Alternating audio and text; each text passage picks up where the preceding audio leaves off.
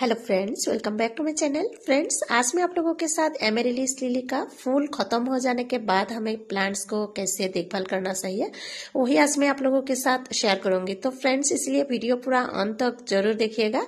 देखिए, वो तो मैंने मेरा 15 डेज 20 डेज जैसा पहले का वीडियो दिखा दिया है और उस समय मैंने आप लोगों को टूर भी कराया था, तो वो वीडियो आप चेक कर सकते हैं। और ये है आज का वीडियो क्लिप। देखिए, सारे प्लांट में से मतलब फ्लावरिंग अभी खत्म हो गया है। बस इस पॉट का 2 बल्ब से ऐसे करके फूल खिल रहा है। देखिए, दोनों रेड का अलग अलग शेड है, लेकिन दोनों ही रेड है, फिर भी दोनों के शेड में देखिए फर्क है। ये दूसरा बल्ब का है, ये बीज वाला जो है ये वाला, इसका है ये वाला। और जो थोड़ा ज्यादा ही रेड है वो लास्ट वाला बल्ब का है, इस साइड में जो है मेरे लेफ्ट साइड में ये वाला देखिए, इसका है वो वाला फूल। तो फ्रेंड्स, अभी हमारे ज्यादातर बल्ब का ही फ्लावरिंग करना खत्म ही हो गया है, लेकिन जिन्होंने थोड़ा लेट से बल्ब को ग्रो किया था उनका अभी अभी फ्लावरिंग शुरू हो सकता है।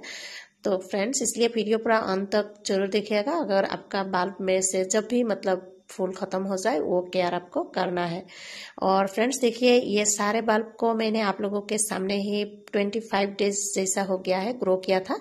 मैंने ये सारे बल्ब को ऑनलाइन से परचेस किया था और आप लोगों के सामने ही अनबॉक्सिंग करके यहाँ पे ग्रो किया था। और देखिए, सब अच्छे से ग्रो हो रहा है। लेकिन इस साल ये सारे प्लांट ब्लूमिंग नहीं करेंगे और मैंने उस वीडियो में आप लोगों को बोला भी था कि बल्ब थोड़ा छोटा है तो इस साल ब्लूमिंग नहीं होगा। फिर भी अगले साल हमें ये सारे बल्ब में से फूल चाहिए होता है, तो इसलिए अभी से हमें अच्छे से केयर लेना पड़ेगा। तो इसलिए जितना भी फूल स्पेंड हो जाता है वो सारे बल्ब को भी आपको कैसे केयर लेना चाहिए, यानी प्लांट को। और देखिए, ये वाला प्लांट में अभी भी ब्लूमिंग चल रहा है और 2 ऐसा फूलों का ये बर्ड्स है। बहुत ही बड़ा साइज का होता है इसका फूल और गुच्छों में होता है, तो बहुत ही अच्छा लगता है। और ज्यादातर फूल ही अभी खत्म हो गया है। बहुत सारे डंडा मैंने तोड़ भी दिया है, जो फ्लावर स्पाइक होता है तो उसको मैंने काट भी दिया है। और पहला जो हमारा फूल खिल के खत्म हो गया है उसका देखिए फ्रेंड्स, देखिए इस स्टॉक में ऐसा सीड्स भी बन जाते हैं। तो पहला काम है, ये सारे स्टॉक को हमें काट देना चाहिए। जब भी फूल खत्म हो जाते हैं उसी वक्त ही आपको काट देना चाहिए। और अगर ना भी काटे, जब खत्म हो जाए, वो प्लांट का दो ही स्टॉक निकालते हैं ज्यादातर, तो खत्म हो जाने के बाद आपको जरूर काटना पड़ेगा। और देखिए, प्लांट्स को क्यों अभी हमें केयर लेना है। देखिए, ऐसा बेबी प्लांट अभी निकलेंगे या फिर पहले से ही निकला हुआ है, तो इसको आपको ग्रो करना है ताकि वो जो बड़ा ऐसा प्याज मिलता है हमें, बल्ब मिलता है, तो ऐसा बड़ा साइज का बन जाए और अगले साल हमें ये वाला प्लांट से भी फूल मिल जाए। तो इसीलिए ये केयर आपको जरूर करना है। और जो भी बल्ब हमें फूल दिया है वो बल्ब को भी और हेल्दी बनाना है ताकि अगले साल हमें दोबारा से फूल दे। तो इसीलिए जिसमें फूल खिला है वो सब डंडे को, यानी ये जो स्टॉक है, इसको आपको काट देना है। नहीं काटने से भी ऐसा सूख जाते हैं, लेकिन धीरे धीरे ही तब खत्म हो जाते हैं वो स्टॉक। तो आप जल्दी जल्दी उसको काट दीजिएगा, तो प्लांट्स का जो बल्ब है वो और हेल्दी बनेंगे जल्दी से जल्दी। नहीं तो ये भी इसका न्यूट्रिशंस लेते रहेंगे, फिर धीरे धीरे मर तो जाएंगे ही। तो इसलिए आपको पहले ही ऐसे काट देना है। तो ये है पहला केयर, जो कि आपको सारे स्टॉक को काट देना है अभी प्लांट से। मतलब जब भी आपका प्लांट का ऐसा फूल खिल के खत्म हो जाए वो सबको आपको काट देना चाहिए। तो काटने के बाद देखिए, और मेरे पास बहुत सारे हैं तो मैं सबको काट दूंगी। ये देखिए, और इसमें देखिए सीड्स भी बन जाते हैं, लेकिन मैंने अभी तक सीड्स से ग्रो करके नहीं देखा है सीड्स से ग्रो होगा कि नहीं। और काला रंग का सीड्स इसके अंदर बन जाते हैं, उसका जो स्टॉक है उसके ऊपर में। तो फ्रेंड्स, अभी पहला जो काम है, देखिए बल्ब का चारों तरफ से हमें मिट्टी को गोड़ाई करना चाहिए। जितना भी वीड्स अगर ग्रो हुआ है या फिर नहीं भी हुआ है तो फिर भी आप ऐसे करके थोड़ा सा गुड़ाई कर दीजिएगा। और ये केयर आपको मंथ में एक बार जरूर करना है, या फिर 1.5 महीने के अंदर अंदर करने से भी बहुत ही अच्छा रहेगा। लेकिन फिर भी आप करिएगा तो आपका बाल बहुत ही हेल्दी बनेंगे और अगले साल हमें जरूर फूल देंगे। और साथ में जितना भी छोटा छोटा बाल्ब्स है वो सब भी बहुत ही हेल्दी बनेंगे। तो फ्रेंड्स अभी हम मेजरिंग करते हैं। मैंने एक स्पून दिखाया है जो कि एक टेबल स्पून है। तो पहले हमें ये कंपोस्ट लेना है, ये आपको 2 मुट्ठी लेना है। जो भी कंपोस्ट आपके पास अवेलेबल होता है वही कंपोस्ट ले लीजिएगा, लेकिन वो अच्छे से डिकम्पोस्ट होना पड़ेगा। तो ऐसा कंपोस्ट आपको लेना है 2 मुट्ठी। और उसके बाद देखिए यह है हॉर्न डस्ट। तो इसके बदल में आप ब्लड मिल भी डाल सकते हैं, और या फिर मस्टर्ड केक भी आप डाल सकते हैं, लेकिन बारिश होने से आप डाल सकते हैं, लेकिन ज़्यादा गर्मी में नहीं डालना है। तो आप ब्लड मिल होने से ब्लड मिल डालिएगा, नहीं तो ये हॉर्न डस्ट डालिएगा 2 टेबल स्पून। और उसके बाद ये है बोन मिल। तो बोन मिल पाउडर भी आपको 2 टेबल स्पून ही डालना है। और फ्रेंड्स ये सब मैंने 10 से 12 इंच के पॉट के हिसाब से मैं बोल रही हूँ, तो उस हिसाब से आपको लेना है। और मैं छोटे प्लांट होने से, छोटे पॉट में होने से कितना देना है वो भी मैं बोलूँगी। तो फ्रेंड्स ये सारे हैं ऑर्गेनिक फर्टिलाइजर्स। तो इसीलिए देखिए मैंने एक राइप बनाना पील है, पका हुआ कले का छिलका है, तो वो भी आप ले सकते हैं, लेकिन ड्राई बनाना पील होने से बहुत ही अच्छा रहेगा, वो ही लेने का कोशिश कीजिएगा। या फिर ड्राई बनाना पील का जो पाउडर होता है वो ही ले लीजिएगा, तो बहुत ही अच्छा रहेगा। और यहाँ पे एक केला का छिलका है, तो उसका पाउडर बना के आपको लेना है। तो आप 1 से 1.5 टेबल स्पून या फिर 2 टेबल स्पून भी आप बनाना पील पाउडर डाल सकते हैं। और उसके बाद देखिए यह है माइक्रो न्यूट्रिएंट्स। ये अगर आपके पास अवेलेबल है तो जरूर डालिएगा, और नहीं डालने से भी चलेगा, क्योंकि हमने कंपोस्ट डाला है तो उसमें से भी माइक्रो न्यूट्रिएंट्स थोड़ा बहुत मिल जाते हैं प्लांट्स को। तो इसलिए माइक्रो न्यूट्रिएंट्स अवेलेबल होने से डालिएगा, नहीं तो नहीं होने से भी चलेगा।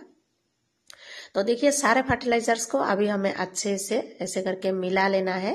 ये देखिए, तो हमने अच्छे से मिला लिया है। मिलाने के बाद आपको ये सारे फर्टिलाइजर्स को 4 पार्ट करना है, और 4 पार्ट करके यहाँ से फिर 2 पार्ट आपको 8 इंच के पॉट में देना है। तो देखिए बिल्कुल ऐसे करके आप अच्छे से कर लीजिएगा। और ये मेरा 8 इंच का पॉट है, तो इसीलिए यहाँ से मैं 2 पार्ट डाल दूंगी। और अगर आपका प्लांट 12 इंच का पॉट में है तब तो फिर ये पूरा ही आपको डाल देना है।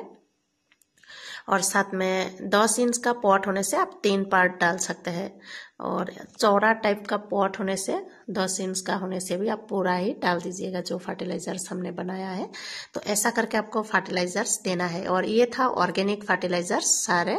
अगर आपके पास बनाना पील नहीं है या फिर नहीं देना चाहते हैं तो फिर आप उसके बदल में आधा टीस्पून आप पोटाश डाल सकते हैं। और साथ में आप इनऑर्गेनिकली सारे फर्टिलाइजर्स देना चाहते हैं, आपके पास ये सारे अवेलेबल नहीं है, तो फिर आप कंपोस्ट अवेलेबल होने से वो जरूर डालिएगा 2 मुट्ठी।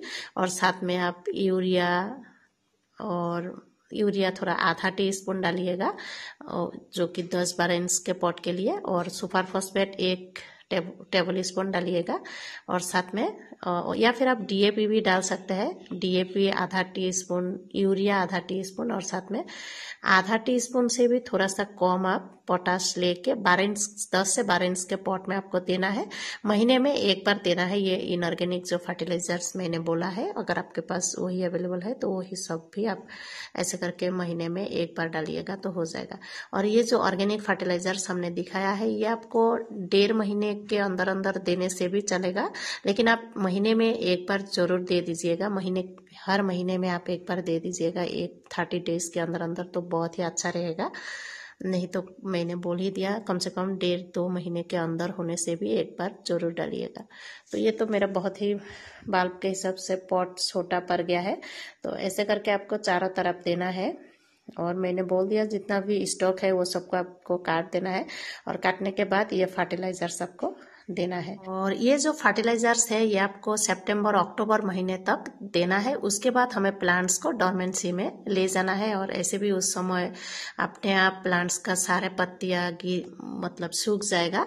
तो उस समय आप बल्ब को निकाल के भी रख सकते हैं या फिर पॉट में भी रख सकते हैं। तो मैं उस समय जरूर आप लोगों के साथ वीडियो शेयर करने का कोशिश करूंगी। और ऐसे अभी ये फर्टिलाइजर्स आपको अक्टूबर महीने तक देना है। सितंबर महीने तक देने से भी हो जाएगा, लेकिन अक्टूबर महीने तक आपको ऐसे करके केयर लेना है।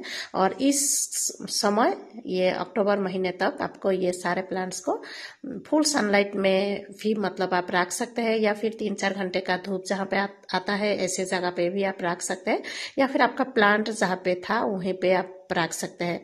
लेकिन थोड़ा बहुत सनलाइट देने का कोशिश कीजिएगा। और पानी भी आपको मॉइस्ट रखना है, ज़्यादा एकदम गीला गीला करके मिट्टी को नहीं रखना है, लेकिन आपको हल्का मॉइस्ट रखना है मिट्टी को, क्योंकि अभी हमारा प्लांट्स का ग्रोइंग अच्छे से शुरू हुआ है।